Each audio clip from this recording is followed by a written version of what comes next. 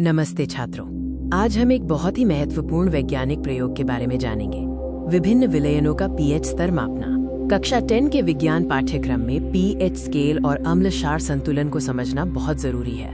यह प्रयोग आपको इन अवधारणाओं को व्यावहारिक रूप से समझने में मदद करेगा। हमारे प्रयोग का मुख्य उद्देश्य विभिन्न पदार्थों के अम्लीय, क्षारीय या उदासीन स्वभाव को पीएच स्केल का उपयोग करके निर्धारित करना है।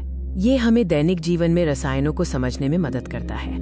आइए सबसे पहले पीएच स्केल को समझते हैं। पीएच स्केल 0 से 14 तक होता है। पीएच 7 उदासीन माना जाता है। 7 से कम अम्लीय एसिडिक और 7 से अधिक क्षारीय बेसिक विलयन को दर्शाता है। ये H+ आयनों की सांद्रता पर निर्भर करता है। इस प्रयोग के लिए हम यूनिवर्सल इंडिकेटर का उपयोग करेंगे। ये एक रंग आधारित सूचक है जो विलयन के पीएच के आधार पर अलग अलग रंग दिखाता है। विभिन्न पीएच मानों पर इसका रंग परिवर्तन हमें पीएच स्तर जानने में मदद करता है। अब हम उन चीजों को देखेंगे जिनकी हमें इस प्रयोग के लिए जरूरत है और सबसे महत्वपूर्ण सुरक्षा सावधानियां।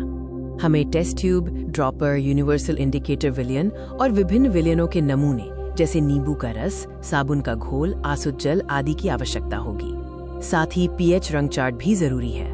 प्रयोग के दौरान हमेशा लैब कोट, सुरक्षा चश्मा और दस्ताने पहने। सभी रसायनों को सावधानी से संभालें और अपने शिक्षक के निर्देशों का पालन करें। आइए अब प्रयोग शुरू करते हैं। मैं आपको हर चरण के बारे में बताता हूँ। सबसे पहले विभिन्न विलयनों की थोड़ी मात्रा को अलग अलग साफ टेस्ट ट्यूब में लें। सुनिश्चित करें कि आप प्रत्येक ट्यूब को सही ढंग से लेबल करें। अब ड्रॉपर का उपयोग करके प्रत्येक टेस्ट ट्यूब में यूनिवर्सल इंडिकेटर विलयन की 2 से 3 बूंदें डालें। ट्यूब को धीरे से हिलाएं। जैसे ही आप इंडिकेटर मिलाते हैं, विलयन का रंग बदल जाएगा।